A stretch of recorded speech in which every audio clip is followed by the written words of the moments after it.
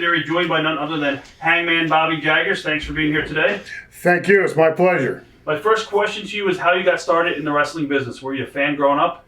No, I wasn't a fan growing up. Actually, I didn't become a fan until about in high school. And the only reason I became a fan was because in Portland, Oregon, I lived in Vancouver, Washington. In Portland, Oregon, wrestling was on just after the Friday night fights.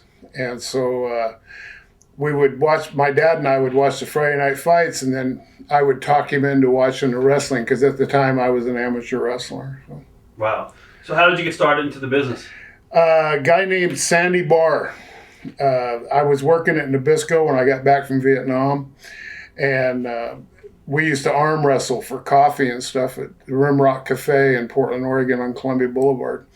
And it just so happened that Sammy Barr was in there one night, and he says, "Hey," he says, "how would you like to be a wrestler?" And I said, "How much do you make?" And he says, "Heck, you make $300 a week." I thought, God, that's a lot of money. I'm making $150 a week now working at Nabisco. So I said, yeah. So then for the next 6-8 months, all I was a beat-up dummy for Lonnie Main and Sabu Singh, who is Jose Gonzalez, which has a relevance to this, I believe. Definitely, we'll talk about him coming up down the line. You talk about him all you want. Let's talk about your training as far as for you. What was harder for you to pick up? Was it the bumping, the psychology? Psychology. Psychology? Yeah. As you look, if you watch TV today, you can see there is no psychology. So, you go back to the day when I wrestled and when most of the gentlemen wrestled that you're probably interviewing, we were all professionals. These guys today are Johnny-come-latelys. They have got no ring psychology. They've got no ring savvy. They could not walk into an arena, meet a man for the first time, and go in a wrestling ring and have a match with him. They could not do it. We did that nightly. Not one night a week, boys. Nightly. For you, was the training more difficult than you thought, or were you able to handle it? Now, just that I was back from Vietnam and I was in such good shape, and plus I'd played football and wrestled and played baseball. The training itself was not hard. How long were you over in Vietnam for? I was in Vietnam for 18 months. Wow, so you saw a lot of action, or? Yeah, I'm actually combat disabled now. Wow. We could probably spend a lot of time on that, but I want to concentrate on wrestling.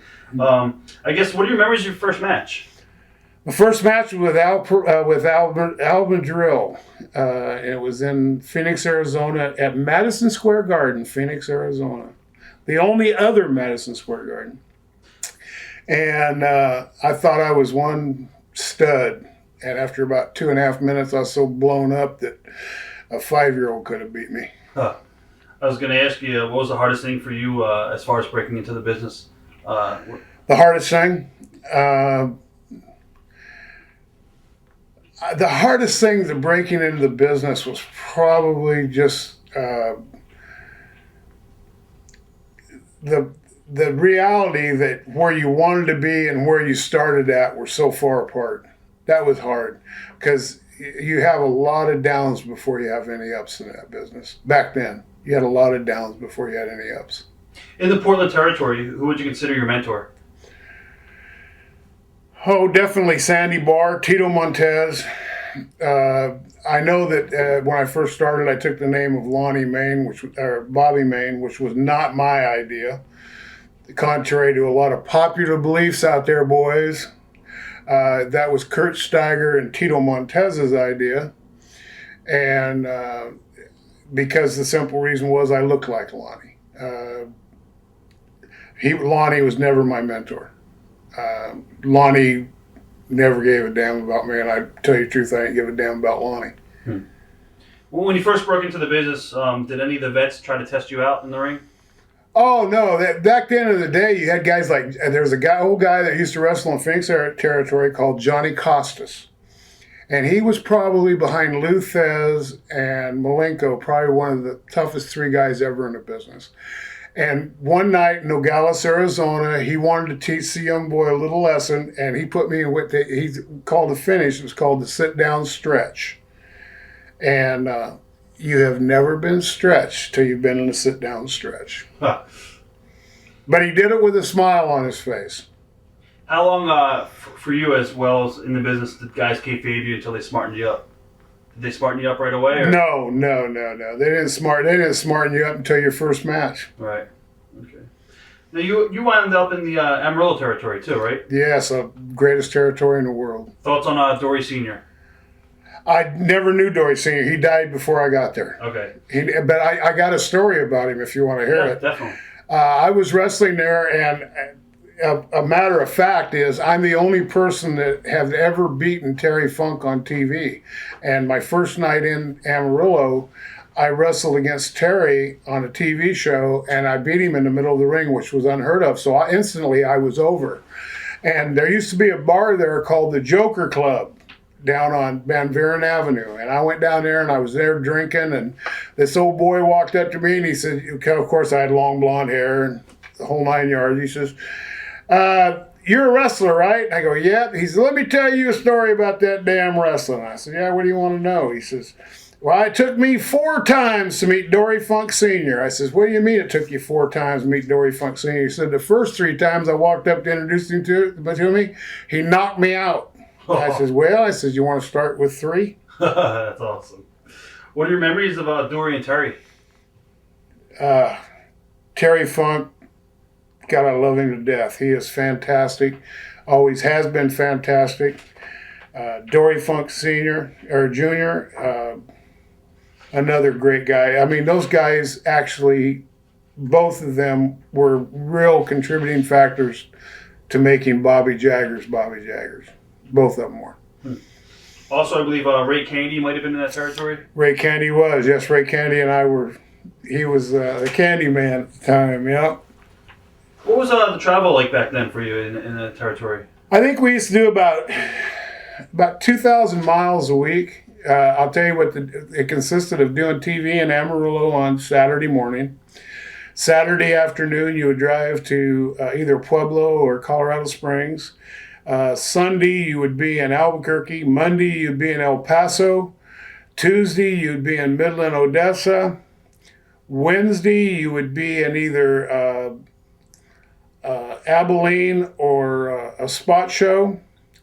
And Thursday, you would be in Amarillo at the fairgrounds. And Friday, you would be in, Friday was Lubbock. Yeah, Friday was Lubbock.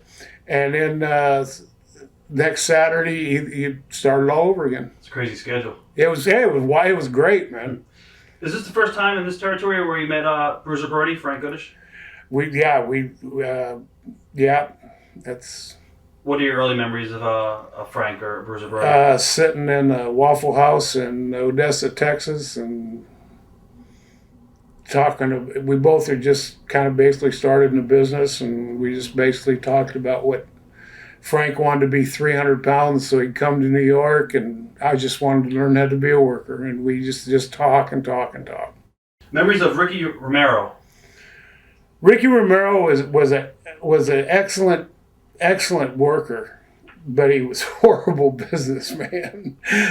But he was a good worker, and basically Ricky Romero was a good guy. He wasn't. He had a big head. He was the only Mexican on the block at the time. He had a big head, yeah.